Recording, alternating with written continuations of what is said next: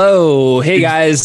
Justin McAleese here. We are talking about Brick Madness, and I am maybe the most excited I've been in a long, long time because I got a bunch of people that I absolutely adore here, and they're going to make fun of me and sort of ridicule the way this thing went down and why it took 11 years to be here doing this. So that's good. I'm excited about that. I got Robin Steffen, Anthony Hoots Taylor, Jenica Schwartzman, Reggie Castaneda, another dude named Justin McAleese. Carl, switch your name. Can you switch your name, buddy? Hit the little dots up in the corner because I sent you the wrong link. That's Carl Merriam, Lego extraordinaire. And then we got Marsha Kempton. She's going to be hosting for us today. So that's that. And yeah, just super excited to be here and talk about the movie. In the chat section, or actually Q&A, you can write any questions you have, and then we will try to get to those as we go along. Later on in the broadcast, we will be doing a giveaway for $50, a $50 B&H gift card. So that's going to, blows your mind. Anthony, you want it? You want it? You can't win because you're on this thing. Because I see you, you can't win. But yeah, put in your questions and Marsha will give us our questions. We will be answering and it's going to be great. So here we go. Marsha, are you ready? I am ready, Justin. Are you going to give a little intro why we know each other and then I can talk about your movie before I ask my questions? Yeah, sure. I met Marsha Kempton a long time ago, maybe 10, 11 years ago. Worked on a bunch of movies with her, including My Reality and Bardo Blues. And yeah, have ongoing projects. Been to Thailand a couple times because of her, and to Mongolia and all sorts of other places. And so, Amsterdam recently. Yeah. And Amsterdam recently, An American in Amsterdam is the most recent project. And a number of us have worked on that stuff in one way or another. Anthony's been a lead basically in a couple of those things. And yeah, it's been a great time. Yeah, and I'm really excited to I'm rarely in this position because you and I work, you're the cinematographer, kind of co-director with me on all these films, and I'm directing and producing them. Obviously, you get co-producer often too because you're helping so much. But it's interesting to be on the other side asking you, and you as a director, a writer, a producer, an actor, and cinematographer. You did it all. I guess, what do you call that when it's 5? What do you call that word? That's the pentafecta. A psychopath. That's a callback, guys. That's a line from the movie that I made up. Yeah, I love Anthony saying psychopath. But that is not easy. So I was thinking about, before I got to the cast and crew, asking you some specific questions, Justin, because it did take 11 years. And the obvious question is, because I just saw the recent cut, and I know as a director and a writer how the editing process changes, and the movie I really loved in the beginning, but now I just think it's outstanding. It is so tight, so funny. Anybody out there that hasn't seen it, it's so worth your time. So tell us why, as a director and doing a film like this, it takes 11 years. Most of what I ended up doing after the fact was editing out old jokes that were now outdated. So there was a Danica Patrick joke. There was a bunch of OJ jokes, some Bill Clinton jokes, and they just were way too old to keep including in that movie. A lot of it was just like getting past the finish line. I think it's easy to get 90% of the way and feel like you're almost done. And then something else comes in the road and it's just like impassable and you don't know what to do. And so it sucks for a little while. And you have to, like, in my own experience, like I had to like deal with it sucking for a little while and then get around that and move on to the next thing. Whether I was like taking it from one computer program to the next when I moved from Final Cut to Premiere, or from Mac to Windows, or lost a bunch of files, or whatever it happened to be. It's like those things where it's just super hard to continue. And so it overwhelmed me for a while, a month, 2 months, 6 months, whatever it was. And I had to set like a date and be like, I have to get it done at this point. And ultimately, that's the only reason I got it done, was because I bought a theater. I rented out a theater, and it wasn't done. It wasn't anywhere near done, but I was like, it has to be done, or else I'll look like a fool more so. So I better finish. As an artist, don't we get really attached to what we love? We've put it all together. You know that, even with My Reality, it was very hard for me to cut it down. You get attached to what you love, that you start out at, and then you have to look at it objectively, and it does take time. But the other thing is, you're a working artist. You have a business. So to create a movie while working as a cinematographer, it's not easy to do that. Yeah, having a full-time video production company is also obviously very draining. That can be an 80-hour-a-week job right there. And so like doing that and then going back and doing more video production essentially is like, even if you love the project and love all the people that are in it, it's still difficult to do that. So that's a lot of probably why I was so bad about it. Well, and again, I know you well enough that's not an excuse. That's a hardworking person trying to create art on the side while working with their own company. But I think the biggest changes that I noticed outside that you made it shorter and edited down, which I think, again, I'm repeating myself, as an artist, it's very hard to do that, because I know how many funny things were in there before, but you made it a lot tighter. And the biggest change I saw was the transition. So what was it as an artist and an editor to be able to have that outside look that allowed you to make those really smooth transitions? I really felt the difference in the transitions. Watching it in front of people. I took it around to 5 different Lego conventions around the country in Chicago, and went down to Virginia and went to Texas and all these places. Anyway, watching it in front of people another 10 times, including the first 2 premieres, is like, you just notice the time, that happens very quickly if you feel like uneasy or you're like, why am I waiting here to get to the next part? And so I think that helps. It's like a stand-up comedian being able to pitch and being able to do his or her jokes. And then like, they just edit out that little bit. They're like, oh, I don't need that word. I don't need that phrase. I think that was part of the process that helped me. And you also feel the audience. I've sat in a room with you as well. When you feel the audience, you feel when they kind of pull away a little bit while doing it. So I have so many more questions for you, but we'll move it around. Yeah, talk to the rest. Yeah. So would you like, I know Anthony the best. Should I go with Anthony first? He's a bit of a wet blanket, but he might have something to say.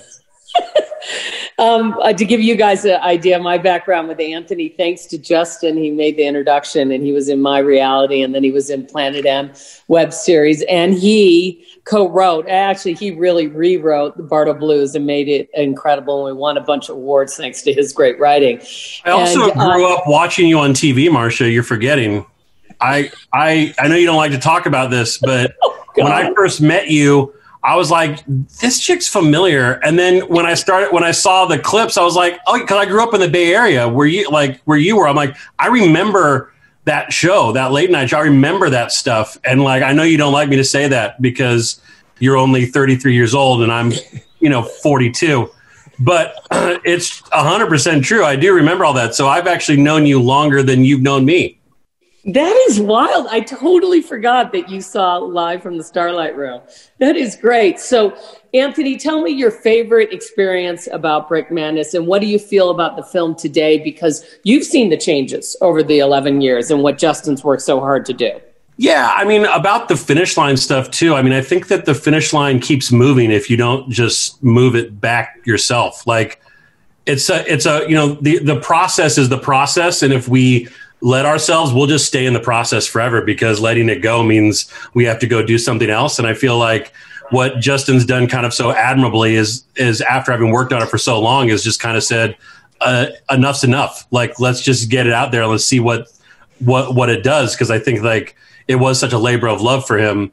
The things that I love about it, like my favorite part of the process was a lot of just like, honestly, a lot of conversations with Justin and I about like what the hell I was doing.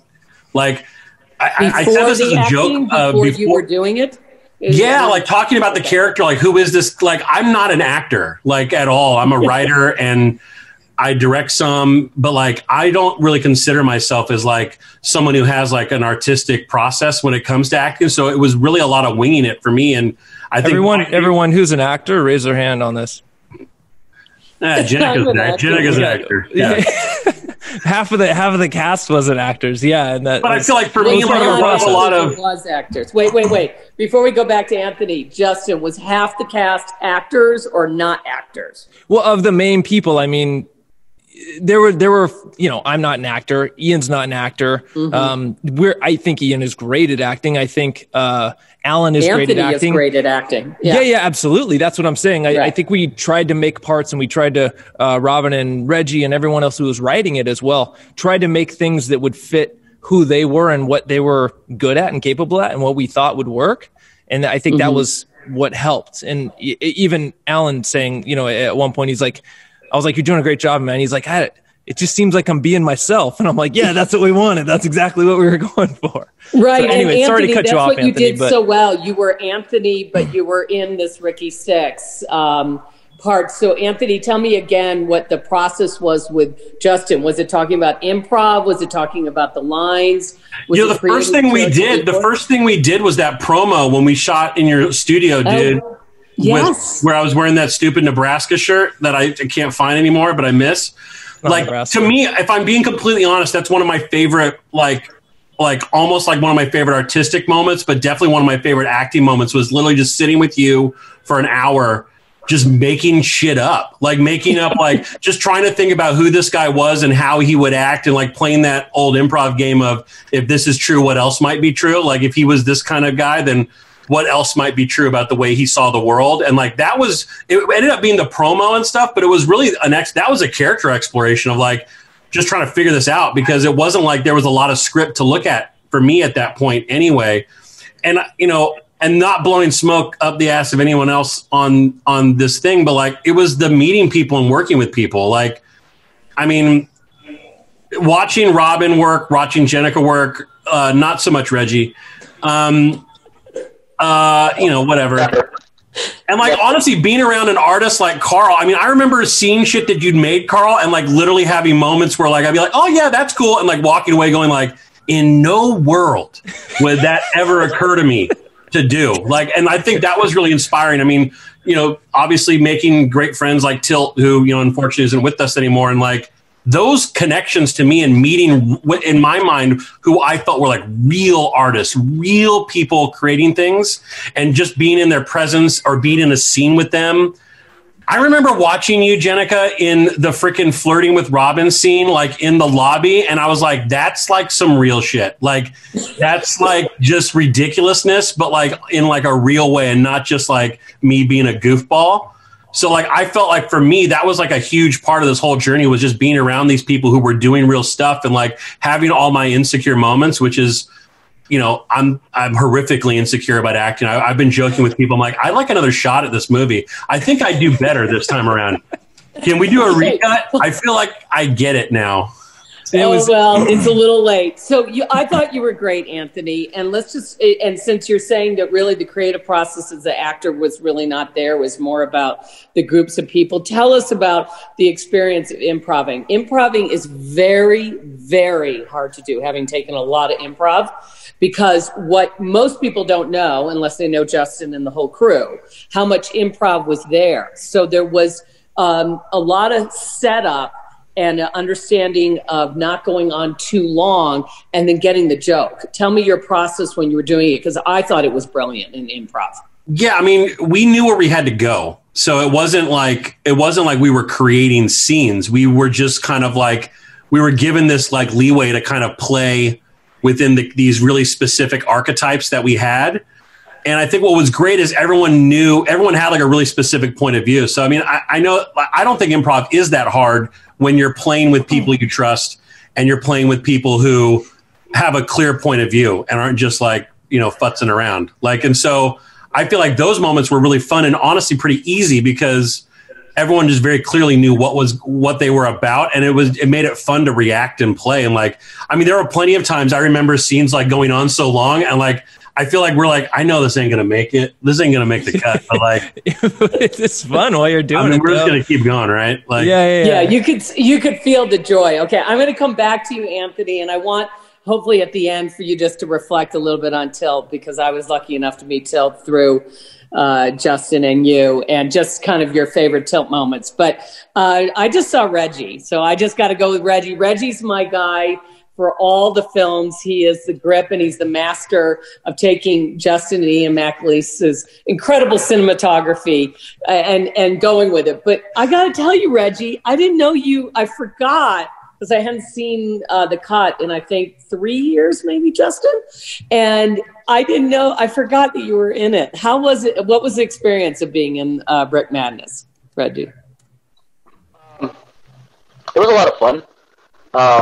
It was interesting because it was the first time I'd ever actually worked on a film set and done film set things, like not anything creative. I was not supposed to. I was like, I played the sound guy, I played this guy, and then I was helping in the background. but it was all on camera a lot. So I had a really good time. Honestly, it was a lot of fun. Were these your friends before you got on there, so that you knew them really well? Okay. Yeah, we didn't have, just so people are understanding, like Reggie was part of the crew within the movie. He was also actual crew. So like when we saw him, it wasn't like we had two sets of crews doing the thing while he was doing the thing. Like it was just us. There was no extra people. Really. Very shrewd of you, Justin. Very shrewd businessman of you. Parsimonious. I'm quite parsimonious. That's called guerrilla independent filmmaking. And Reggie has done that also for most recently American in Amsterdam. He really played a great bartender. What if the crew played the crew? Crew? Oh, wow. So, Reggie, before we keep on going on, since it was your first time on camera and you were crew, which I didn't realize that was your first time as crew, were you nervous at all? Yeah, it actually wasn't my first time on camera. I'd helped out on other things, but it was weird because when you first start out on a film set, even though Justin and Ian are really easy to work with because I feel like they just hire a lot of people that don't know what they're doing and just babysit them the whole time. So it was super nice of them to allow me to mess up, their film crew or just their film set like left and right. And they're like, hey man, do you really want to do that like that? But then also I'm supposed to, I don't know, do a lighting gag or drop some line in the middle of the thing. So, there was a lot of hand holding and it was fun. Yeah, it was nerve wracking in that sense, but I was lucky enough to be on set with a bunch of amazing people. Like I don't think there was a person on that set that I even remotely ever felt any negative feelings towards, except for maybe Carl Merriam, because he's just the most difficult actor to work with. So I just think it's amazing because I thought you did a great job, and I think it's also interesting because working with you on my films, and hopefully you'll always be working with me, you're a person that just does everything with a positive attitude, and I just sense the vibe on that set, which Justin and Ian said. Just Marcia cut out for a second. Goodbye, everybody. Yeah, I guess that's it. I think the bunker that she's calling from might have gotten hit. Oh, is she back? Marcia's back. Lost a few seconds just at the end there. Because I was saying how funny and great it was that Reggie adapted so well, but he was great in character on set and off set, obviously. So we try to make it as natural for him as possible, so he didn't have to think. Yeah, I'm not very intelligent, and I don't think good. So that part is super not easy. But I did do improv for 8 or 9 years, so it wasn't like I didn't know that. Oh, yeah, I didn't know that at all. So that's a great thing for the people listening, because I know Justin picked, well, we know Tilt did, right?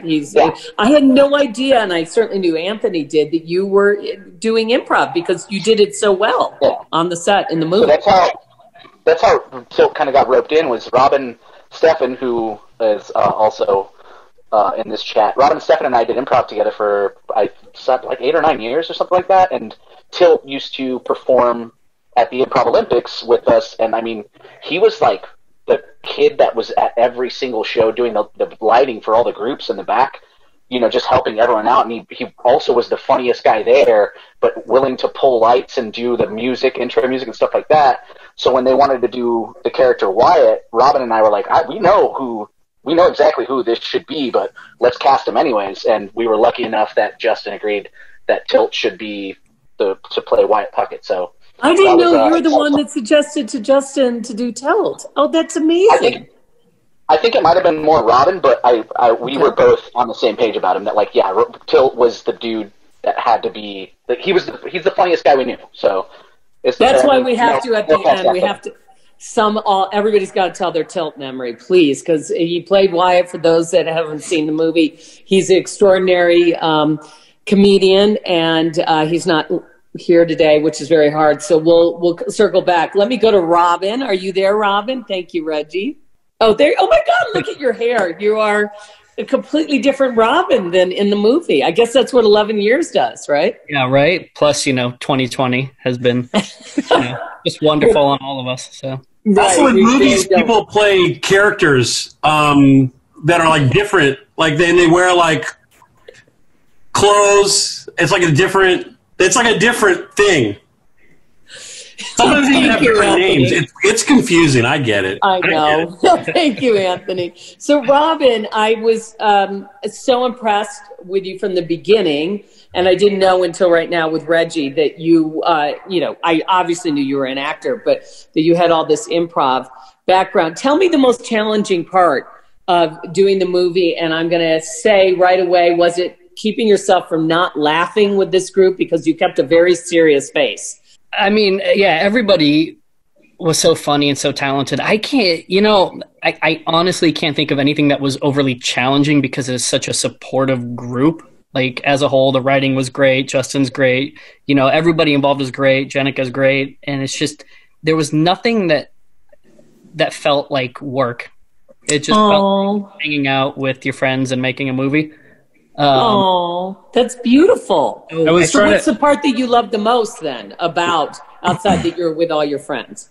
Yeah, and speaking of improv, my favorite moment, and it gave me my biggest laugh, and I tried so hard to keep it in, but it was with Tilt, and we improvised the Tilt's middle name, the Wyatt's middle name scene. That scene, I mean, it was such a great back and forth layup. It's like those are like the improv scenes that you kind of dream of having. Like, it was the perfect layup, back and forth, build. And if you haven't seen the movie, watch the movie, the Tilt's middle name scene. And man, that was easily my favorite moment that I can remember joke wise from set. And that was all improvised between. And that was one of those moments too where that was not in the script to even have an interview with Tilt at that point. Like, Wyatt wasn't in there was no spot for him necessarily, but like we had a little bit of time. I remember when we were doing the Fowler invitationals or whatever. So we set it up real quick, and it was different than we would normally do interviews, so it was tough to make it work camera wise, but it was awesome on screen. And yeah, it was so great what you guys did. And Tilt took it and just made it just perfect. In a clueless manner, which was awesome. Well, and it's so great. I didn't know until today that Robin and Tilt already had that chemistry of knowing each other. So I just have to ask you, Justin, about Robin. Did you create this? You were saying, did you create this kind of character for Robin? Because he linked, Cedric, obviously, sorry, but he linked the entire movie. And gave us this perspective of what we're watching, because I knew nothing about Lego. I mean, I knew Legos as a kid, but I knew nothing about this insane, group of people to compete. I didn't know. And I really felt he linked it well together. But was that also improv? You gave him a structure and then you kind of did it in the edit room? His character? He had less improv than other people, I think, because he had more block and tackling, as we call it. So like he had very specific storytelling moments that he had to hit. But Robin was there when we were doing the writing of it in the first place. So Robin and Reggie, Anthony was maybe not in the room, but he was looking at drafts. Carl was helping. We got together for, there was a couple weekends, and then there was a bunch of other miscellaneous days where we got to get together, and all we did was write, like a writer's room would be at a TV show or something like that. And so Robin knew what he was getting into because he had helped write it, and we had gone back and forth about that. And then we added some of like the initial voiceover. I realized that it wasn't tight enough and it didn't make enough sense. So we had to add that in after the fact to tie it all together. And then when did you do that? Because I noticed that being a little different. When did you add in that voiceover? The latest one. We did a rough cut showing, and it was like 2 hours and 20 minutes or something. It was like incredibly long, excruciatingly long. And then I think we did another one, and then it was on like the third time around, or before the third time around, we added a voiceover. It just needed to be more clear, and we had cut out a lot of backstory. When you watch the movie, there's a bunch of stuff we did in Fresno that like led up to that point. I thought was really great, and it was cool, and there was good character moments, but we had to cut it just for time, basically. And so a lot of times too, when you're out there making a movie, it's like you have to be aware of what part fits in like a smaller sub puzzle. Because if you take out one piece of that puzzle, then that whole part dies. And so that's the difficult thing, is like you have to weave these things, but taking out one strand doesn't ruin it without eliminating a whole bunch of other stuff. So that's what you're doing. And that's something, as we grow as filmmakers, we have to be aware of that stuff. What invalidates the whole rest of the thing if you remove it? And that's the hardest thing in editing, when you have to edit your movie down, because I mean, at least the 3 movies I've done, they're always too long, and editing them down and not ruining that kind of puzzle is the hardest part for me, at least as a filmmaker, and the most exciting. So Robin, my last question, is there something that you want to mention? Because I have a few questions in front of me and I'm trying to get to everybody. Is there something that you want to highlight about this experience? Or my question was going to be, last time I saw you in LA, you were like every working actor or not working actor, a waiter. Mm-hmm. And how do you replicate such an amazing experience like Brick Madness? Are you writing something yourself?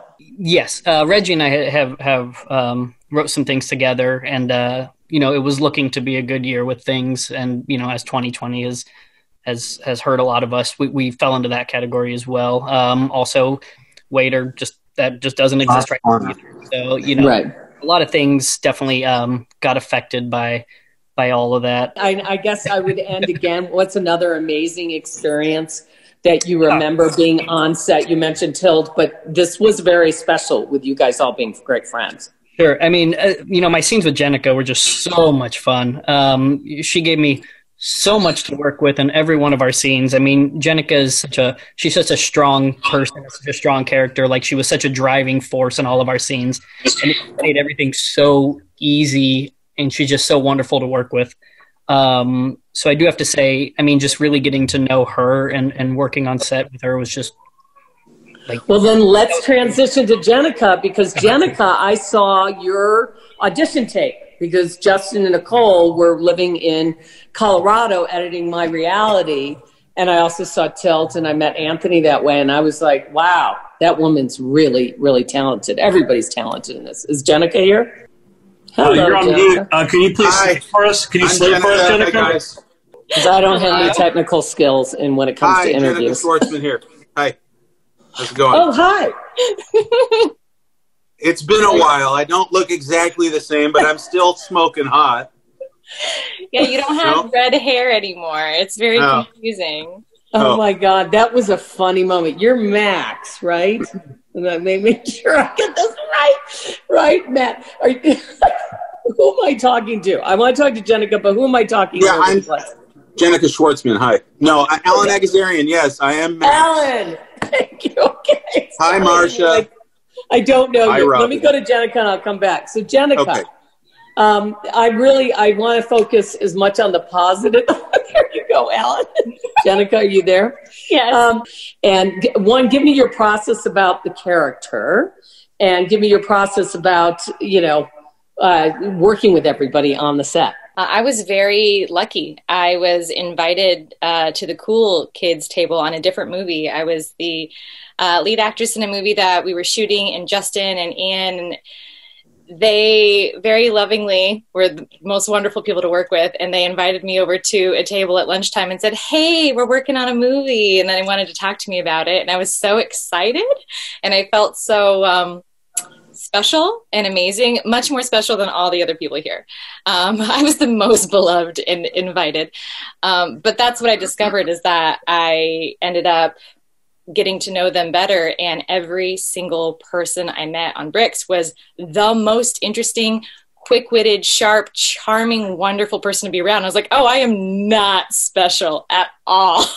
This is exactly what they're doing. They're just finding all of these perfect people that they love to spend time with who would be really fun together. And so I got to do that, but they asked me, because they were writing it, what do you want to do?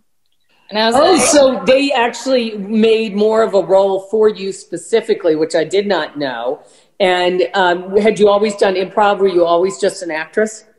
Yeah, I've always acted and always participated in improv when I was younger. It's definitely a younger person activity because of timelines during the day, and it's not usually financially a sound decision to participate very much, but otherwise I would be doing it more. But I wanted to flirt and I wanted to have fun. I really like to, and so I got the opportunity to, and then I met Robin and I was like, well, you're just going to be catching footage of me flirting with him. I'm not going to be acting or anything for you guys. So it was just a bunch of found footage of me throwing myself at Robin. So it was. Well, you were pretty gorgeous in the it. best I have thing to I've say. gotten to do. Well, thank you. Right. Well, that sounds like that's not very hard for you to do. You know, throw yourself at a man because you're very pretty. So tell me, were there any things new that you learned on their film set that you hadn't learned in different ones? Because obviously everybody had this amazing, positive, creative experience, and the film's really impressive. But was there anything new that you may have learned there? Yeah, this was my first of now many. My first real improv script where I was given the parameters, the bones for the scene, given the objectives, and giving a large overarching, these are the areas we want you to play in. And so being let loose to play, I learned what it was like to also adopt continuity, to take care of what the other player wants to get out and what they did in one of the rehearsals that they want to do. We didn't actually have like a ton of rehearsal process, which I love. I just got to play as much as I wanted. And I've taken that to a lot of other sets. So I learned also that not being on camera is the best experience on this set, because then you're hanging out with somebody really rad. I got to hang out and get to know Tilt and Robin and Reggie. And I think I talked to Carl for an hour about almonds. Maybe like 3 hours about almonds, honestly. I just got a question. Someone just asked, is it like being on stage? You know, as if you're in theater or, improv. Yeah. Yeah, it's a lot like that, because in theater, it's less mechanical about what you have to do for camera and more about the presentation and the style. And a lot of us got to be more character-y, and Robin had to be a little bit more of a straight man. So we all like had our things in all of our playing area that we're allowed to be in. But really just... Well, that's really impressive, Justin, I have to say, with Jenica, and now Anthony said it, because with the improv that I took, I found it very challenging. I do a lot of improv when I'm with real people, when I do kind of this fake reality show. So what I love hearing from you, and Anthony said it, and everybody felt safe, is that you each had your specific characters, you had your parameters, and then it really was about rolling the cameras and Justin coming in and just saying, why don't we go in this direction or that direction? But you did have lines that you had to memorize, right? 2/3 of the movie is probably scripted, but there's little nuggets in there that like come before and after, and little fixes and little smarter things. Right. When I was looking back at it, editing at some point, I was like, oh, that's a great line. It happened a couple times. I was like, oh man, I'm so happy they came up with that. And then I was like, I'd look back and I was like, oh, we did script that. It might've been slightly different, but like hopefully it worked to where you don't know which is which. Because I think sometimes you get into other. Yeah. There were also great moments where we would do something, someone would happen, and you would jump in and be like, I like that. Let's do that again.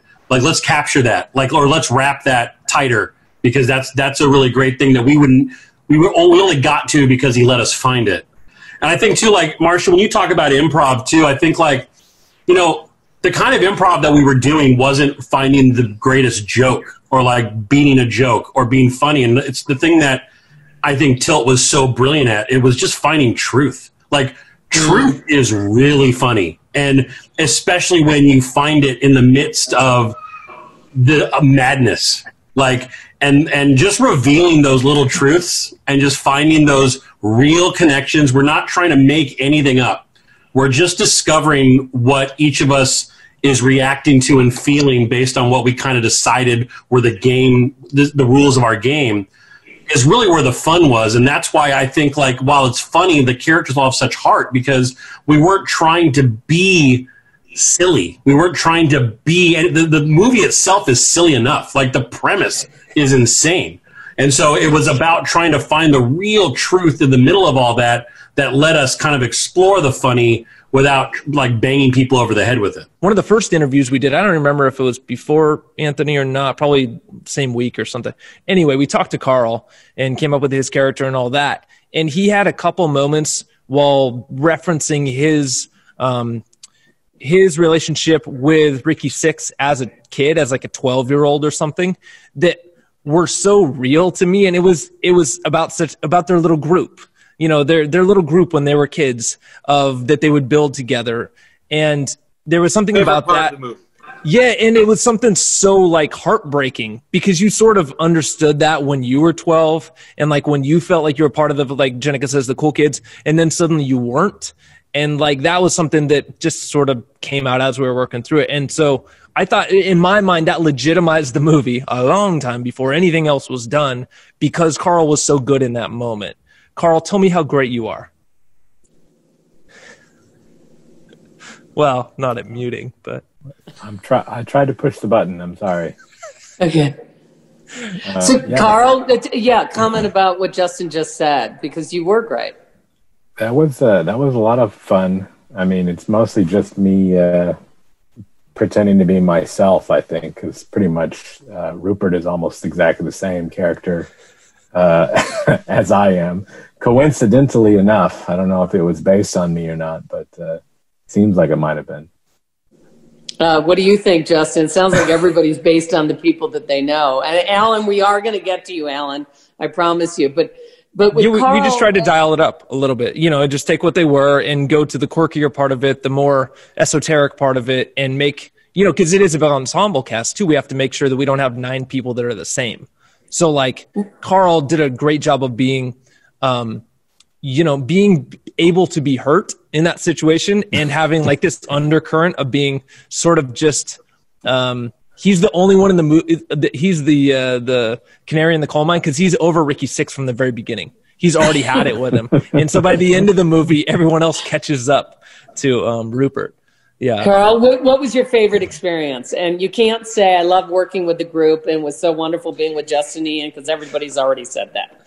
Well, I mean, a lot of the stuff that I was doing was just in my basement, building Lego stuff. So we'd make these lists of all the stuff that we needed, and it was more like being in the art department than being in the part of the whatever the other part of the department's called. I've been out of the industry for so long now, I can't remember anything. Well, it was so creative what you did create. I have to say, it was its own character, kind of like what I wanted to say to Justin. Fresno was its own character, like the city, the town, really, you felt it, but what you designed was beautiful.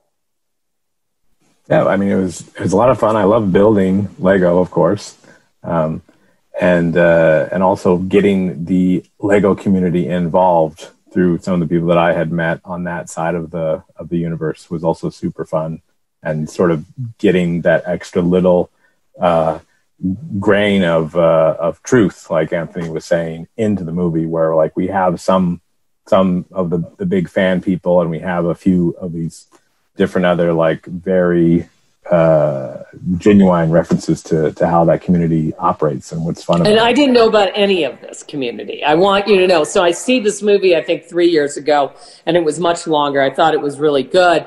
But now I'm watching it just the other night, right? And I'm thinking to myself, this is the cult movie of the century. I know you want to hear that, Justin, but I'm really thinking that. I am, because there are so many people that love Legos. And they want to see themselves. I just felt it was so real. I felt that these are real people. We don't need to see, another movie star. This was so refreshing. I appreciate that, Marsha. And it's everyone. I think, one of the guiding forces for me, at least, and I don't know if everyone else caught up on this or not, but I was like, don't sell jokes, like, ever. Don't ever pitch a thing. Just like say a thing and let it die. And if it dies, that's fine. But like, just be a real person. And what they always talk about with comedy is like, play it like drama. Don't pretend like you're joking. Don't pretend like it's funny. Don't do any of those things. Just be yourself in a situation, and hopefully it comes out funny. If it's funny, it will be funny. If it's not, then it won't. Trying to shove it in the audience and be like, ha ha ha, that's the part that never works. And so I'm super grateful that everyone else, if that was the methodology, cool. But they did that exactly like we had talked about them doing. Yeah, they did, until, when he was on camera, stole the show. You could not be doing anything but laugh. I mean, Everybody made me laugh, but you're just like, oh my gosh. Before we get to Alan, I promise. Reset your safe room, Marsha. Reset the panic room. To work with you and edit. Hey, real quick though. Sorry, never mind. Do it. No, show it. I wanted to share this. Carl, do you see this, buddy? Oh, yeah. Carl Merriam made this probably a decade or more ago and gave it to me to hold on to until he returns from Denmark, and I basically consider it mine, but it is a full-scale remake of Han Solo's Mauser-type pistol, and it is awesome, full with handle and sight and trigger that works, and I just thought you guys might like to see that. Carl, that is buddy, so cool, Alan. The video went out. Did you say you got that in Denmark at the Lego? No. I said Carl made this a long time ago, and he gave it to me to hold on to until he returns from Denmark. Why are you in Denmark, Carl? For those who don't know, why are you in Denmark? Actually, almost 7 years ago now, I got a job as a Lego product designer. So I've been, making Lego toys for the last 7 years. It's been beyond a dream, really. I mean, I don't. I don't go to work anymore. I just go play with Lego and come home. You just laughing. continued your childhood like everybody would love to do. That's amazing. Yeah. Oh my God. Okay. So Justin, I'm going to ask about Fresno's later. I got to ask Alan about, because I'll come back to you, Carl, in Denmark. Alan, what was your highlight? You don't look anything like Jenica. So was it your highlight, makeup and hair? Is that what you focus on mostly? For this meeting, yes. I tried to do my best to look like Jenica Schwartzman, but okay, it's so all tell right. me It's your okay. highlight. Let's move on to the next question. I'm kind of disturbed by the whole thing. I thought I looked pretty good. Tell me, Alan. Yes. Tell me what you loved about playing Max and the creative process you had with Justin and Ian. Well, for the first, let me just make sure everybody knows that I was opposed to doing this movie with Justin from the get-go. He told me he had this role for me. I said, I don't want to do it. And he said, well, too bad, I want you to. And literally all the way up until the day before we started shooting, I called him the day before we started shooting. And I said, Justin, I don't want to do it. Have somebody else do it. I'm not in. And he said, it's you. It has to be you. And I won't accept no for an answer. So I went to set and just didn't act at all. I just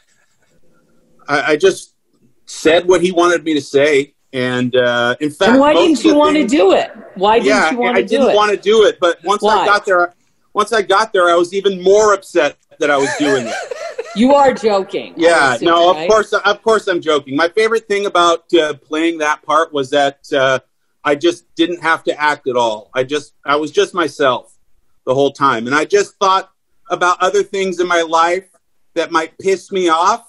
And I put that in Max Grand's situation, and I just complained like I do in life. I just bitched about stuff, and it worked out great. And everyone thought it was great, but I guess they didn't know that I'm just great because I was just being myself. Well, how was it working with Anthony? That's my favorite description of acting ever. The most indignant. I don't know. I just show up and say what he wants me to say. That's what I did. I know. What did you guys do? Yeah, I know, right? Because that's exactly how it went. It's rocket science, guys. This ain't rocket science, all right? We just show up and we say what the dude in the hat wants us to say, and then you go home. And another thing about working on the movie, everyone was great except for Justin. He was a total prick the whole time.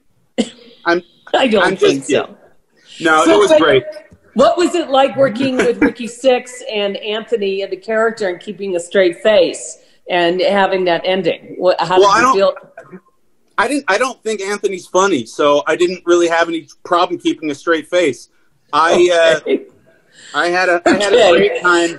I pretty much didn't even recognize and notice that he was there most of the shoot. Okay, for those that are listening that don't know, all these guys are really good friends, especially after being on the set. Alan, anything you want to add that you would change? Obviously, you would probably not want the movie have taken 11 years to be finished, right? Well, can I just quit joking for a second and say I loved working on the movie. Justin was awesome. Robin was awesome. Everyone was awesome. Anthony still wasn't all that great. But, no, it was awesome. I had a great time. And I'm very happy that Justin made me do it. And, good. Are you an actor in real life? Because I know not everybody is an actor. And what's next for you? I've never shopped myself as an actor. I don't have a head shop, but I get more acting gigs than most of the actors around. Okay. And that's a fact. True. Well, good to know when we true. finally get our Netflix series. I'll remember you. Yeah. You guys call me an actor. I don't call myself one. That's how it works. Oh, okay. Okay. So, Justin, did you see a couple of things? And I see somebody's answering where you can get the movie, what is next for everybody. What I do want to talk about is Fresno. So I feel like, until you've gone, Fresno gets a bad rap and the story, and I know I've grown up in only big cities, but when you get to Fresno, I've had such an amazing experience in Fresno, and I know so many people from Fresno, thanks to Justin. So I felt like Fresno had its own character. Justin, would you agree with that? And I don't know, Alan, are you from Fresno? Yes, I am. So didn't you feel the Fresno character in this movie in the best of sense of the down-to-earth people? And I don't know, I just really, I felt like it showed the best of Fresno. It wasn't always cinematic of Fresno, but it had the feeling, the good part of Fresno that I love. You know, I think it felt more like real life more than it did any particular town. I can't say it was Fresno. Or, I mean, the way I see the world, it's the same world everywhere we go, just with different shaped buildings. So I felt like everybody was genuine. And whenever I do go back and rewatch it, I still feel like that. Great answer. Justin, you want to add to this? I felt like a big community, and that's what we were going for. And we wanted it to be a small enough town that was a little odd. You know, within the movie, we're trying to make it, there's a scene between Ian and I, and we're talking about why it happens to be in Fresno this year. And that's because within the realm, that is where Max Grant's character is from, and that's where he lives and all that. So that tied it. And so we're like, why are we in this podunk town? And you're like, oh, because it's going to be face-to-face with him getting his record eclipsed, basically is what is happening. So a little more explanation that would be needed, but that was why it was there. And we wanted it to not feel like, I don't know, Detroit or Los Angeles or, you know, a big city or something. We wanted it to be a little smaller and a little like, wait, why is this happening here? And then to have some of that come through. Oh, hopefully. And I felt that added to the movie significantly. Maybe I'm just too big city most of the time, but I felt like that's what made it unique. It was real America and it was real people. And that transitions to my next question about the audience for the big event, the big competition. How did you get all those people in that room? It couldn't have been easy. Every single person you see in a shot is the entirety of everyone who's in the building. Like, we were hiding it as well as we possibly could. I wish I had when we put this on YouTube, we'll put the flow chart. I made a flow chart, which is this ridiculous thing, because we had like 4 days to fill of people at specific times. And so we basically put like shifts on there, and we said like, if you're this and this and you can show up then be here then for sure. But if you can't, then show up here. And we had like 9 different sections of when people could show up. Wasn't the school empty? Correct. Yeah. Yeah, there was. So then you gave them time periods of when they should come, of real people. When you're just hoping. They're not extras. No. Some of them were robotic. Yeah, there was a lot of robots there. We were just hoping that they showed up. What's that, Carl? Well, I said one of them was my brother, I think. Yeah, he's got a good role in it too. He's one of the toughs. I love it because Carl's brother, he's a taller dude, and he's the one that like sort of accosts Seth at one point, and he's like this fictitious Brix, the muscle of the Brix world, and he's trying to put him back in his place, which is so ridiculous. So did I get everybody? Because the person that's missing is the guy that runs Windsong, and he was so funny in that bathroom. What's the guy's name? Why am I going blank on his name today? Yeah, Byron wasn't here, and he's just fantastic in that moment. He was so funny in that bathroom scene, but you shot that bathroom scene afterwards, right? That was all during the time. I might have edited it or something. But he was so funny. He was another completely the second bathroom scene when he's in with Carl. You're referring to? Yeah, that might have been later. That might have been after other things. Yeah, I set that camera up. I set the toilet cam up for that specifically. I just want you to know. Okay, it's very true. So I don't know how much more time. And he really took a dump in that bathroom. He took a real dump in that bathroom. That's a real dump. It's a real. We're trying to keep this classy. Well, I think it's important that people know it was a real bathroom. It was a real dump. It was all real. The whole thing's real. This is a documentary. This was a real thing that happened. No, it wasn't. Justin, Yes. I don't know what the timing is, but I would love everybody to give their favorite Tilt moment, because Tilt must be here in spirit. You just let's can't. do a couple things. Yes, absolutely. Let's get to that. I also want to. Well, there's $50 to give away, the gift certificate. So I need to do that before we get too far along. And our sponsor is Shoots.video. We haven't even referenced Shoots.video. That's my fault today. But talking about the website, that is for any video production professional out there, anyone in the video production realm, to get on there and go to Shoots.video and set up your own account so that other people can find you and give you referrals, and then you can give other people referrals. It's really easy. Anyway, Is that Shoots.video? Shoots.video. Yeah, everyone's talking about it. Shoots.video. It's not Hoots.video. Oh, Shoots. Shoots.video. Yeah. SHOOT. I've heard of that. That's pretty great. Video. That's ours, dude. Yeah, we did it.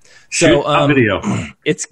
We're giving out a $50 gift certificate today. What you need to do is go to the Shoots.video page and find the newest recently added member of the site. Do this right now, because what you're going to do is come back here, and in the chat, you're going to write down the newest recently added member of the site.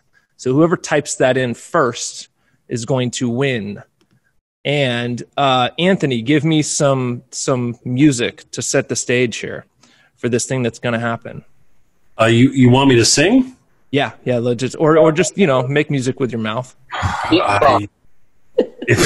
definitely didn't pay. You didn't pay for the singing package. Alan, let me hear it from you. I can't hear him. So much on mute. So on mute. It's so. Go to the Shoots.video page. Shoots.video? Find the newest recently added member of the site. Shoots.video. Where do you find the most recently added member to the site? Shoots.video. Just scroll down. So and you will see recently added top 10 video production services, and then I believe Greg Amaro has it. Shoots.video. Is Are you guys talking about Shoots.video? Shoots.video. Greg Amaro is the winner. Is this a commercial now? Greg Amaro. Greg Amaro won $50. No, it's over now, Carl. It's over. I'm trapped. Right? It was because you didn't play along. Hey, Carl. All right, Greg Amaro wins some $50. Great job. Carl. Hello? From Denmark, will you just show us you have so many Legos behind you. Will you just show us one thing that you just did recently in Denmark that we would have never seen? Oh my God. Show us the one you used to kill that guy in the hotel. I got that. Can you see this? Yes. That's neat. What is it? I'm fascinated. It's like a haunted house. I got to get it further away here. Hold on. Oh my God. And you just designed that for yourself or for actual Legos? This is a Lego product. You can buy this in the shops. Shop.lego.com. Shop.lego.com. You guys talking about shop.lego.com? Shop.lego.com. Video? Only $250. See, you just built. You can look at the Oh inside. my God. You got spooky skeletons in there and all kinds of so nonsense. Any video cameras in there? Something you might find at Shoots.video? Shop.lego.com. And then you got a Can you little put the elevator link goes in in the there. chat so I can Goes grab up it? You have an elevator? Yeah, Wait. Whoa, that's awesome, man. Elevator. Ah! That's great. So That cool. is freaking It's cool. shop.lego.com. Available now at shop.lego.com. Done. And you created that. I was the lead Hey, designer Justin. on that product. That Hey, is Justin, can you put the link to that on Shoots.video? Yeah, it's already up. It's one of our major sponsors. Okay. Can we What are your go other to the ones? tilt moment? Can I start with my favorite tilt moment? For those of you that have not seen Bardo Blues, that was written by Anthony Taylor, that was shot by Justin and Ian McAleese. Please go to Amazon. It's on Prime free. Sorry, I just did my plug.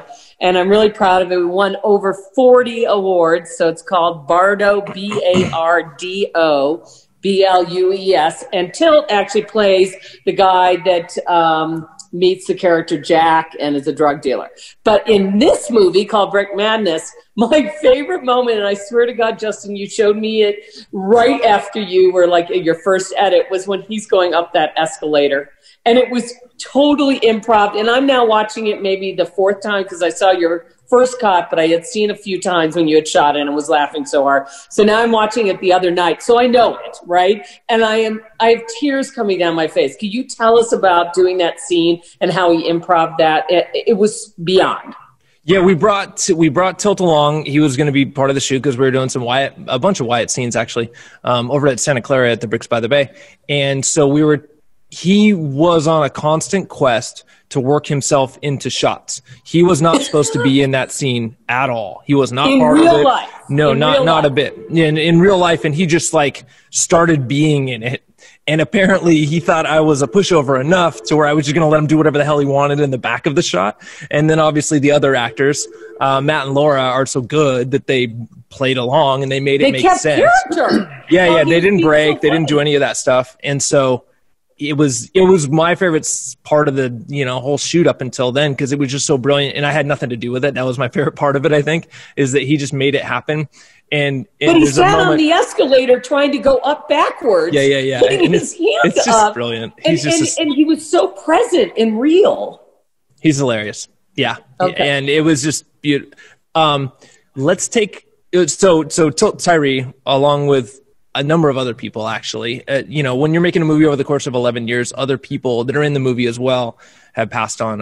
Ron Blackwell, Carolyn DeVore, Mike Arrow. A few people, for one reason or another, have passed on, and Tilt Tyree especially. Oh, I'm so sorry. Anyone, I apologize. But anyway, let's take 10 seconds and just like honor their memory if we can.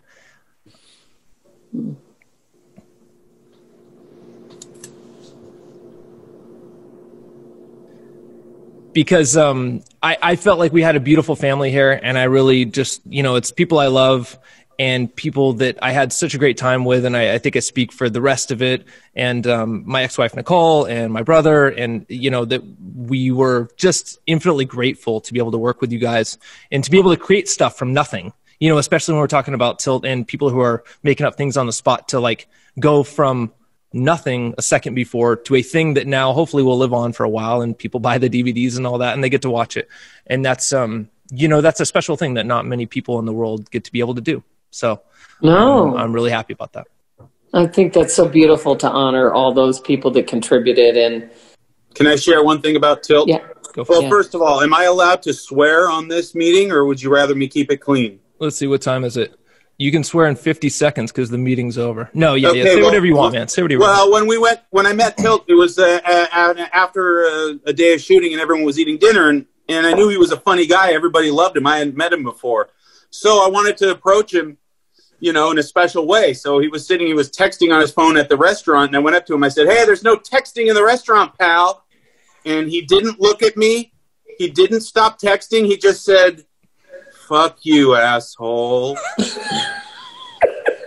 And it was perfect. And I had respect for him from that point on. Oh, that's beautiful. Anthony, I know you have so many stories because we wrote with Tilt with Planet M, which never was filmed because Tilt's early passing. But Anthony, what would be on Brick Madness one of your favorite memories of him? Well, Tilt's one of my soulmates. I know that. I'm very clear and aware of that. And so obviously his passing was really devastating to me. And I think my two favorite Brix Madness moments are after I was lucky enough to watch the filming of the escalator scene.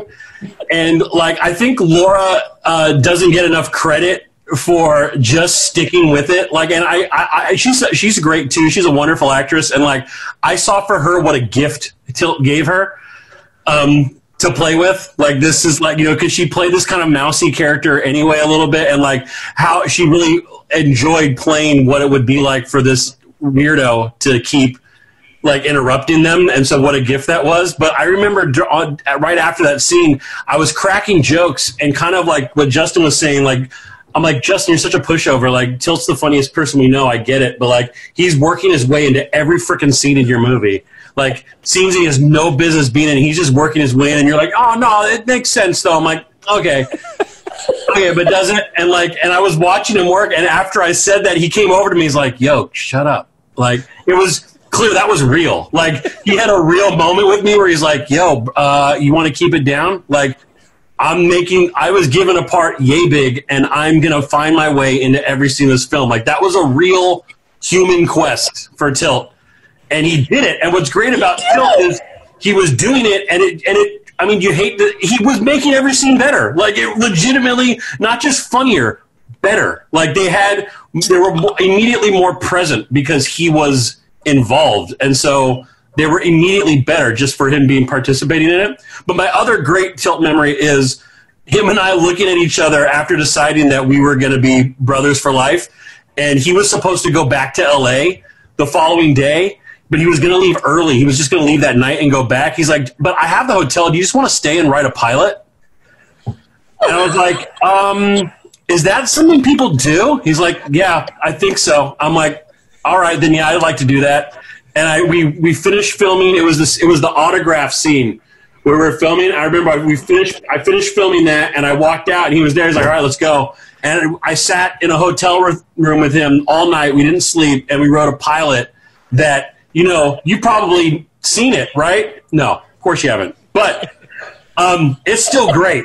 It's a great pilot about two fat actors called Big Time, about just two fat guys who are actors. Well, that experience was like something I will never, ever forget. Like, playing, you felt like you were playing with someone who was just so much better than you. Like, just, it was so much more present, but never felt like he was rubbing it in your face. Like, at every moment was lifting you up. At every moment, like, had your back. Like, even though you knew this guy just had it, like, on a different level, he never made you feel like you were less than, and if anything, like, revealed things about yourself that you were like, oh shit, I guess I do know how to do that. So, well, that's the stuff that I'll miss the most about him. A beautiful memory. He can nail anybody in the room, but not make you feel bad. Like, he nailed me, like, on the set. Okay, Marcia, it has to be quiet. And he was so humble about his talents and present. So anybody else want to add in? Beautiful memories, Anthony. Thank you, everybody. I helped with casting, and we called in people for lots of roles, and every single time somebody came and read for Wyatt, because it was just something Jenica needed us to, like, cast somebody, Justin very faithfully said, no, this is written for Tilt. When you meet Tilt, you'll understand. And person after person after person I pitched to say, we have to hire this actor. He's phenomenal. He's perfect for the role. He really understands it. And Justin would be like, you haven't met Tilt. You have no idea what we're talking about. No person here could possibly be anywhere near the talent and the energy and the person that he's going to be. And 5 minutes into meeting him, I was like, oh, I 100% understand. I was a complete idiot, and I'm also, like, really happy that Justin fought for him so much, because I fought really hard against it because he was a stranger. I had no idea who he was, and as soon as I forgot you were in charge of the casting. I mixed that up. Yeah, you're the one that was pitching to Justin all those people. Yeah, I was trying to replace every single one of you idiots that nobody wanted to see with all these talented people. And then I met you, and I was like, oh, gosh, Justin and Ian know exactly what we're doing, and I'm an idiot. And not only that, where was everyone talented, and I've said this before, like, we're going long, but whatever, it's my show. I don't feel like, and this is honest to God truth, I wouldn't replace anyone, not just because you're looking at me, but, like, I wouldn't replace anyone with a more famous version of a person who could play that role. I don't think that they would do a better job.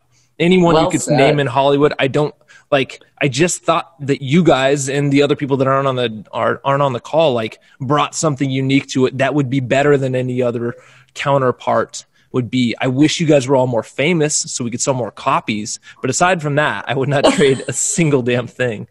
So that's really well said, Justin. Hey, and you know what, Marcia? You said that you felt like this film, like, was, like, indicative of Fresno in some way, and I think the problem is it's because you know us and you know what this community looks like and feels like, and I think what you're feeling actually is just a group of people who give a shit about each other getting together to make something really freaking cool. And I think, like, you can feel that energy in every frame of this movie. Is that it's not necessarily that it's a location, it's the chip on the shoulder that Fresno's kind of always had, and how they protect their own and how they came together, and, like, because not everyone here is from Fresno, So it's not about the location. I think it's just about the spirit that was kind of imbued in it from Justin and Ian and everyone else that kind of like infected the whole process. I mean, when Reggie says there wasn't a single person on the set that like you hated, do you know how freaking rare that is?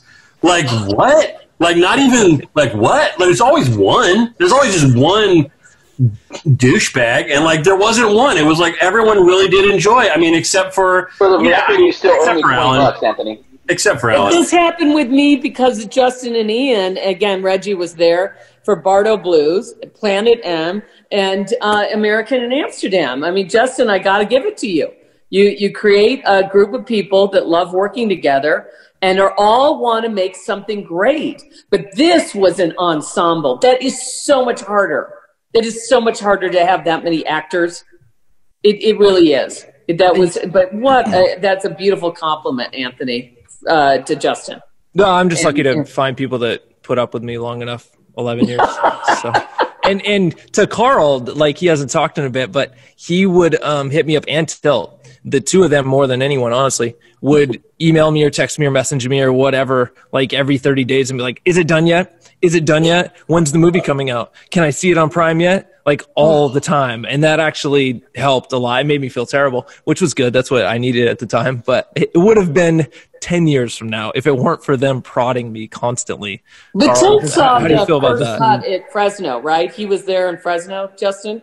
Hold on. What was that, Carl? I was saying I need to get that Blu-ray, then I can just never talk to you again. That's the dream.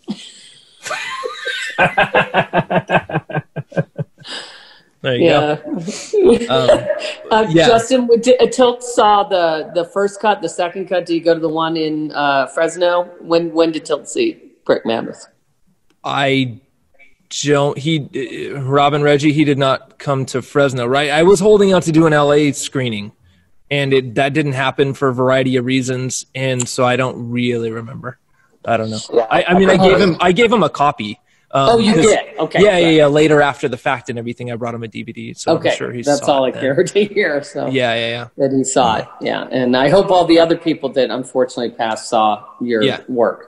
I'm gonna do an ending, and then we can continue talking for a little while. If you guys get a bounce, that's fine. But I love this more than anything, so I want to keep talking. But anyway, this was brought to you today by Shoot Stop Video. It's a website. We're trying to digitize word of mouth referrals and get video production professionals to go there and sign up and refer each other and find lots of jobs. That's how we hire, and that's how a lot of other video production companies are starting to hire. So. We urge you to go there and check it out. That would be really great. And come with us next time. Stop Video? That Shoot Stop Video? Yeah, what'd you call it? Shoot Stop Video? That's the site, yes. Are you guys talking about Shoot Stop Video? I am. I do happen to be talking about that. Carl, it's $1 trillion company, all right? Can you give the little guy a chance for a second? Are you over there just peddling Lego on the street? Just handing out little poly bags, hoping to make a couple bucks to feed your kid? Is that what's going on here? Because that's what I'm doing. Shop.lego.com.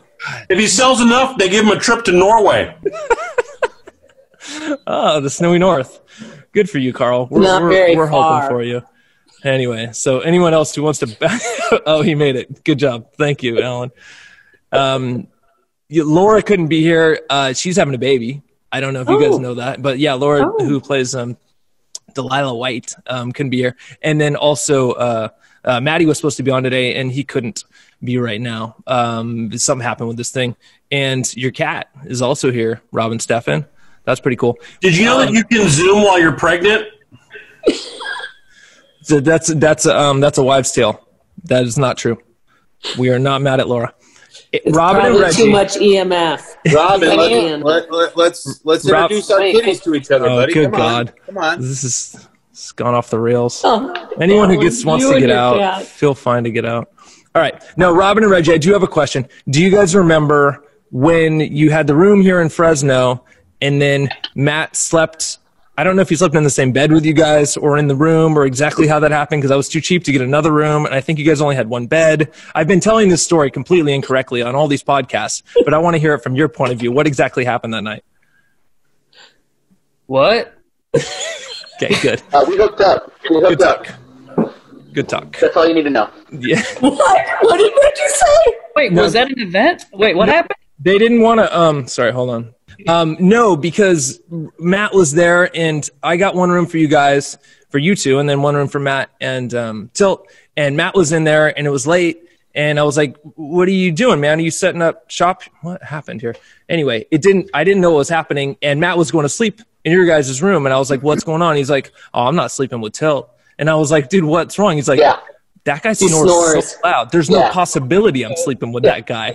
And I was like, "Oh, I can get you another room." Well, maybe not. I probably don't have money for that, but can I do something? He's like, "Nah, man, it's fine. Don't even worry about it." So let me give some history on a lot of the people involved here too, so everybody knows. I don't know if Marcia knows as well, but so obviously Reggie and I have been doing improv for a long time, and we met Tilt through that. But Tilt also lived with Reggie and I for a period of time. So I didn't know that. And I can vouch for that. Tilt snores very much. But also, Maddie is very close with us because I worked. The first film I ever did was on a movie where I met Justin, and Matt was also one of the actors on that. So Matt, Justin, and I were very close anyway. So it made sense that Matt would come try to crash in our room because we were all just friends already by the point of getting into the movie. Yeah. So that's, oh man. I love the cat's tail, but I'm telling you, I heard about Tilt snoring on Bardo Blues. People are like, I am not even having a room next to his room because he snores so much. And I couldn't deal with the situation. I don't know. Marcia, I don't know if you are familiar with the apartments in Park La Brea, but they're made of cinder block. I used to live right near there, by the way. Your next door. Yeah, so your next door neighbor could be throwing a raging party, and you won't hear your next door neighbor. And Tilt was staying downstairs, and my room was the farthest you could probably be for sound away from Tilt. Like, it had to go around so many corners and up the stairs and everything. And my girlfriend at the time was a pretty light sleeper, and she just wouldn't stay over during that time because you could hear. It was like he was standing on the other side of the door snoring. Like, it was the loudest snore I've ever heard in my entire life. It was insane. Yeah, there you go. What's your Tilt memory, Reggie? I haven't heard you say something. I mean, you did in the beginning. Is there any other Tilt memory on Brick Madness? Obviously, the escalator scene. I was doing sound. I was the boom operator for that moment, and I had to stay up against this giant pillar because you kind of can't see. There's a big round pillar that they're sitting next to in the chair that Laura and Matt were sitting next to. I totally remember that, actually. Yeah. Yeah. And so I'm trying to hold the boom pole up over my head and get the audio of them. But if I move too much, I'm going to either end up in the shot, which wasn't a big deal because I was part of the crew, or I'm going to cast a boom shot or whatever. And I've never done this before. And Tilt pops out of nowhere. And Matt, in character, or Seth, says to him, like, "Oh, hey, we're trying to win." He just goes, "Shut up, Seth, I'm talking to Delilah." And I just lost it. I lost it. Like, I thought I was going to, like, drop the boom pole. It's not even heavy. And I thought I was going to drop it. I was trying not to laugh. Like, I was going to audibly laugh and ruin the sound when I was the guy that was supposed to be worried about not ruining the sound. And I couldn't even remember. And then my other second favorite Tilt ever was from Bardo Blues when we were having dinner at the end of the night, and he was just doing impressions of you for no reason. I don't know why. No, are we talking about when we were in Malibu or in Thailand? I'm pretty sure we were in Thailand, and he sent a video making fun of you, and you sent it to all of us. You're the one that sent it to me. That's how I saw it. I remember him doing it, and he was just doing an impression of you. No, Justin found it. Justin, you found the video and sent it. Yeah, there was the one where he was making fun of her / the whole movie up until that point because we tried everything in order so it looked like the entire movie was just going to be two people at the riverside talking basically the exact same conversation. That's what it felt like, and that wasn't true once you cut it all up, but that's what it felt like. And that was hilarious. He was the best. No, he was so funny that last night at Bardo Blues in Malibu, I'll just never forget it. I am literally falling apart in laughter. I will never forget it when we had Thai food in Malibu. He was like a stand-up comedian.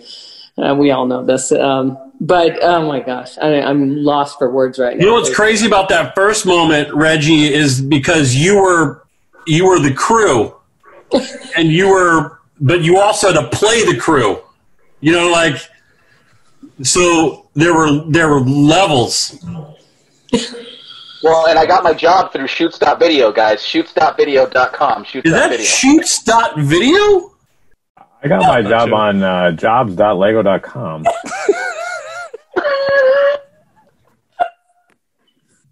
Carl, Lego is really doing well. I'm glad, Carl, you're doing well. Do you, quick question. Robin, Reggie, do you guys remember when we were at Brix by the Bay and you guys went to go get dinner the first night? No. Okay, so what I remember... You guys remember when you had a meal? Do you guys remember that time where... Shut up. There was like a time and you were like hungry and then maybe you found a place that had food? No, see, because that's how the story doesn't go. If you remember the story, it's that they went to, I gave them a credit card or cash or something, and they went to Dave & Buster's. There was like 6 or 8 of them, and I was working on the script. I was there in the hotel room with Nicole or whatever it was, and you guys all went out to go. We had Taco Bell earlier that day. You guys went out to go get dinner, and you went to Dave & Buster's, and then you thought it was too expensive. You didn't want to spend all my hard-earned cash at Dave & Buster's because that place, we know that's tip-top. And so you decided to go somewhere else. That other place was Denny's. And then you went to Denny's and you realized that you wouldn't ever be able to be served because you guys were in a city with a Lego convention at the time. And so you ended up at 2:00 in the morning going to Taco Bell again for your dinner because you were trying to save me a couple bucks. That's what I remember. Does any of you remember? Did I make this up? I do remember. Yeah. I was there, but I was really mad. I don't know what happened. Does anybody remember why this happened? I think the main thing was that Justin only gave us $3. Yeah. His card kept declining, and it was like, what was it, like $15 worth of Taco Bell, and just kept declining. Like, what are you supposed to do? So you can find a good craft service person for your shoot at Shoots.video. Yeah, that's the story I remember. I don't remember why we were mad, but I do remember that, yeah, it became a priority for us to try to not spend all your money. I appreciate that. I remember it every day. I was like, man, when they saved me $8 by not going to... I'm a producer on it in that time. I'm afraid that this could have been my fault somehow, so I'm really sorry if I was the one who was like, fuck this, we don't have that kind of cash. I'm so sorry. I don't know. You don't have to worry about it. Justin, I actually wanted to ask you about the budget. I don't know if it's recording for the large group of people yet, but I just thought what you did with no money was nothing less than remarkable. I mean, I'm always talking about having no money, but I have a little bit of money for my production. You had zero. You did more favors than I think anybody, right? I mean, I think that was pretty. Could you describe a little bit of the favors you did or asked? Yeah, in detail. Describe all of the favors you did for money, Justin, ever. Go. I said that wrong. Thank you, Anthony. Jenica, do you know what scale is? I mean, not what the term means, but like what amount of money that would be? What scale? Oh, isn't it 300 something? 200, but it used to be 150 or 125. Yeah, exactly. 10 years ago would have been 125. Okay, so I don't believe anyone on this movie got paid that much per day. So everyone was here, and probably some people didn't get paid at all. And I don't know. I'm just grateful that they wanted to be a part of it and that they wanted to help and that they wanted to, that Carl spent 1 million hours working on Lego along with Jason Wada and other people. And I don't know. It just worked out that way. I asked, and we all thought we were going to have fun, and we just loved being part of the process, I hope. And but also, like, didn't you get most of the locations free? I mean, didn't you? Yeah, I called. There's another story. Most of you guys don't know this. The day before we went to go shoot at Max Grant's house, let's see, 5 days before that, I called up the guy who lived there. I called Mike, and I was like, hey, man, can we use your house? I have the shoot for Brick Madness. We need to go shoot there. And he's like, I don't, probably not. I don't know. I'm not. My wife's kind of, I'll have to ask her, but probably not. I tried to find a location, didn't do a very good job because we were shooting the rest of the time. I texted him the night before, and I was like, hey, man, we'll see you at 7. Like, not actually getting any sort of ability to shoot there. And that was maybe the worst thing I've done on or off set. And he was like, no, I said you couldn't. And I was like, oh, sorry, man, I messed up. My mistake. We'll be there at 7, maybe 8. Is 8 cool? And he's like, okay, I guess I'll see you at 8. And so we showed up and shot. And so, yeah, some of the locations came in bad manners like that. And I apologize to him for that. But he loved the movie, right? I believe so. Yeah. Mike is one of the people that passed on. So he's not around for that anymore, but he was a lovely human being. And that, I don't know, that's what I remember from the thing. I mean, I was a jerk in that moment, and he was a great person for letting me be a jerk and just sort of like, well, you were also a desperate indie filmmaker without enough money. So another thing is, what about how many days did you shoot the film? How many days did it take? We probably shot in the course of 30 days, but we've probably only shot like 12 actual scheduled days, something like that, maybe 10. I'm not exactly sure. Alan, so would you do 10 days and then work and edit, or would you go back to another job for your company and then come back to shoot? Yeah, it was very broken up. It was over the course of I literally shot something for it a month ago, 2 months ago, whenever it was. I got a couple pieces. So 10 days to make that movie, that's not a lot of time. Yeah, somewhere thereabouts. I mean, we were very efficient, and we only did like 3 takes per thing usually. Like, we just didn't have more time. I know. Yeah. And then how many hours do you think editing you spent? I have no idea. I like to say that, you know how they say if you spend 10,000 hours at something, you're an expert. I am definitely an expert at this movie. Malcolm Gladwell would be proud. That's what I would say.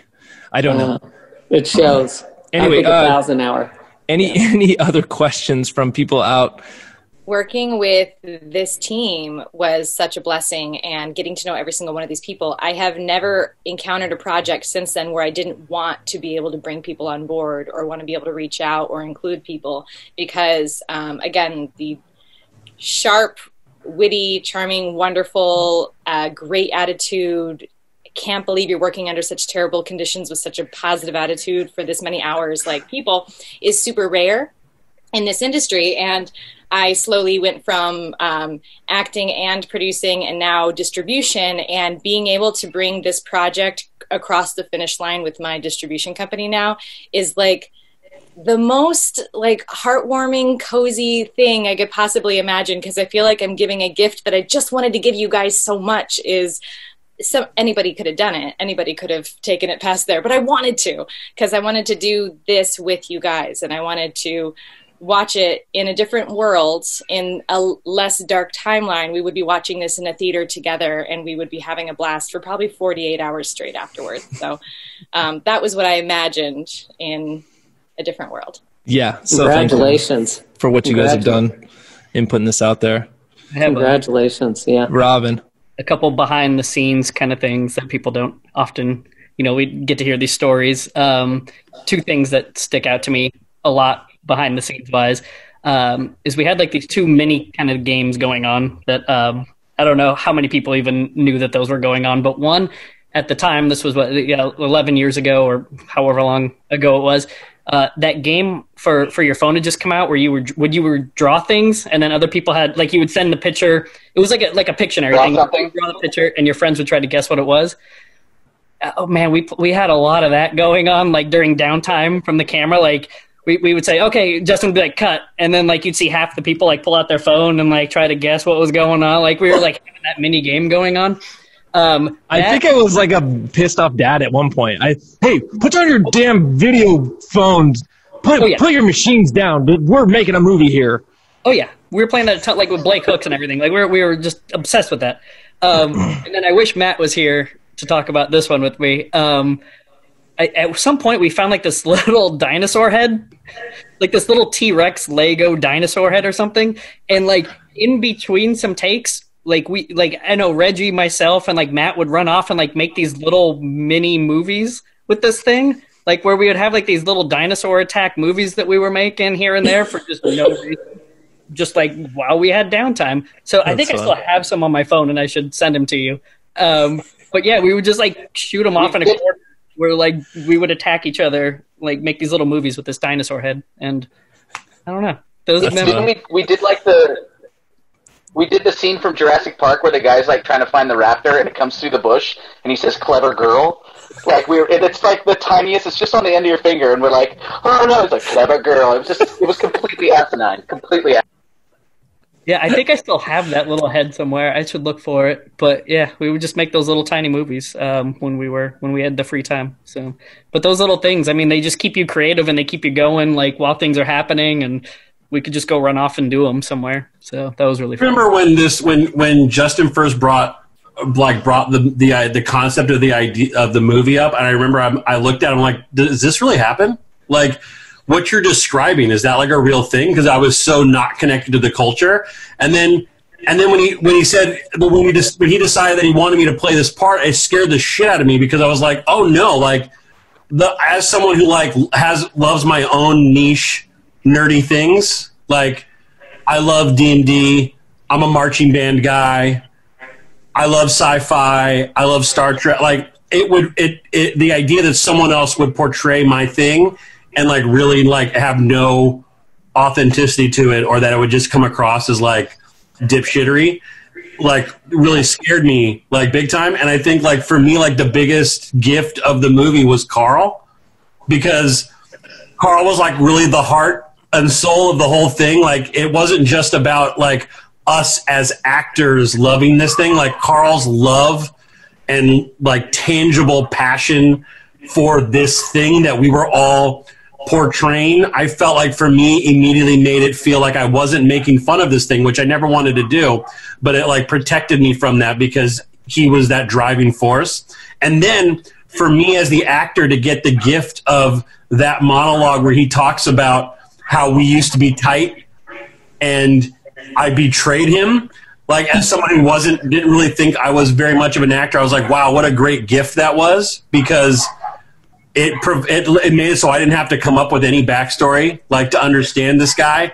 And it made Ricky, who is so easily a caricature, like immediately have heart, like immediately have like an insecure story that this whole crazy thing is born out of a desperate need to be accepted.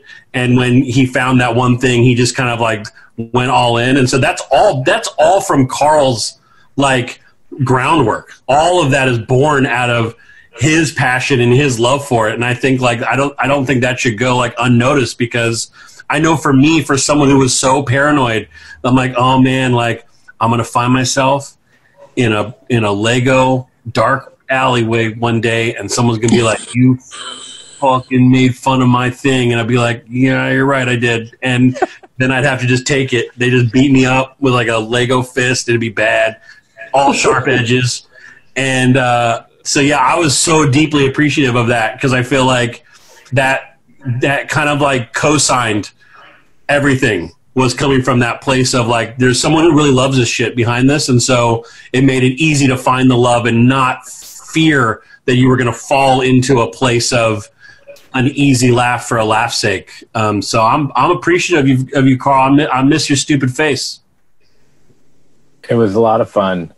I think you make a really good point about how, like, when you want to have fun with something, if everyone is on the outside of that thing, it's very easy to just make like jokes that are either just don't make any sense, or they're actually just offensive to those people. But we have actually watched an earlier cut of the movie with a lot of people that work at Lego, and they really enjoyed it a lot. So they keep asking me when I'm going to get the final one so we can all watch it. And I say stuff from the movie at work all the time. I love to yell of course, Jell-O. That's one of my favorites. Which is a good setup by my ex-wife, Nicole, right? That's the last joke in the movie. She did a good job. She's only in the movie for 10 seconds, so she got a good line, or a good setup, at least for Ricky's great line. And then, of course, I think the best part... Sorry, I was just going to say, I think the best part is that you're going to be able to purchase the Blu-ray DVD or the Blu-ray of Brick Madness on shop.lego.com. So make sure you go to shop.lego.com. Oh man, if that's sorry, we cannot confirm or deny that. The Lego Corporation is they're pulling out my internet connection as we speak. I read that was true on shoots.video.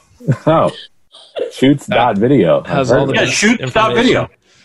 All right, this is getting silly. One thing quick about Carl was we're like, oh yeah, he's pretty good at Lego. He seems really good. Stuff's cool. And then we went to the first, I believe it was the first Brix by the Bay, and he was there, and you'd actually entered a bunch of stuff, things that you'd built over the years. And then you won like every award. And we were sort of walking around, we're like, yeah, dude, that's our boy. We brought that dude. He's here with us, and which was the opposite. We were there with him, but still, we took some ownership over. Like we're like, no, he's legit. We knew it, and it was really funny. How did you find Carl, Justin? I looked to my left, like 8 feet. Yeah, because he was editing. He worked for us. Yeah, I was in production for quite a few years, so I actually started. Oh wow! And you were doing this, and now you're in the dream job. Yeah, and what's just weird is that actually, I've done some production stuff for Lego. So there's a few videos that I shot, and also like some photos in the building instruction books that I've shot over the years. So I used some of my production skills for the Lego group. He's good at that. He's good at so many things.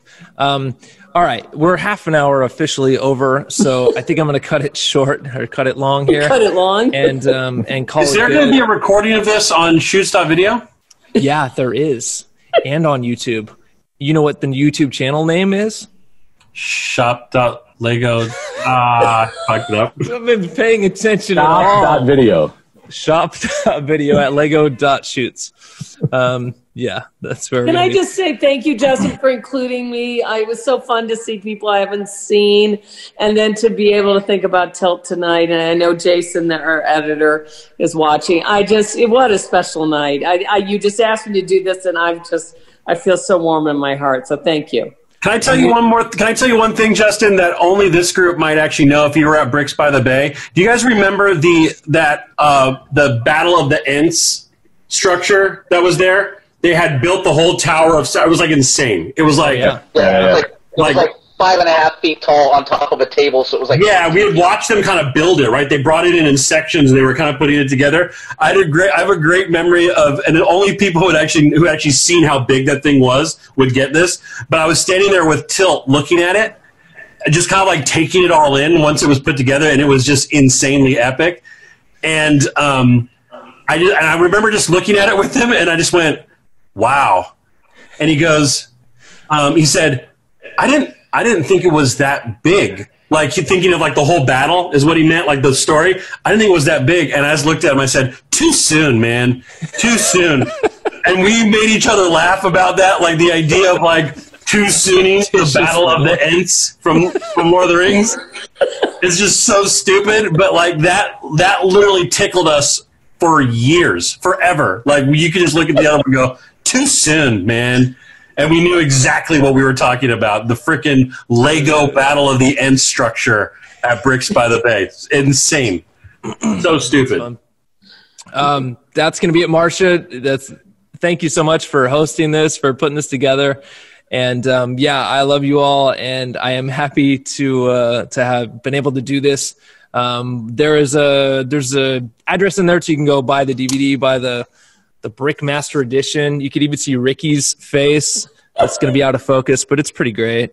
That's a magnet that'll attach to stuff. There's a bunch of other things in there, and it's super fun. So, and are you going to post this Zoom link on your page so those that missed it on my page can listen? Yeah, Shoots.video, Marcia. Get it together. When you come out of your panic room, wherever that is, Marcia, just go to a working laptop. Little sister. Right. Not everybody understands how funny that is. That's not my strength in this technology, okay? So it's shoot.com. I don't go to your Facebook page to hear the podcast. Now I'm actually getting anxious. Shoots.video. I'm going to send a link to everyone. It's in the chat so everyone can read it. Shoots.lego.com. Perfect. Yep. All right. Yep. God, you got me anxious. It's totally gone off the rails. All right. I love you guys all. We're calling it. That's too much. Love you, Justin. Hey. Love you, Justin. Love you, Anthony. Love you, Reggie. Bye. We did it. Shoots.video.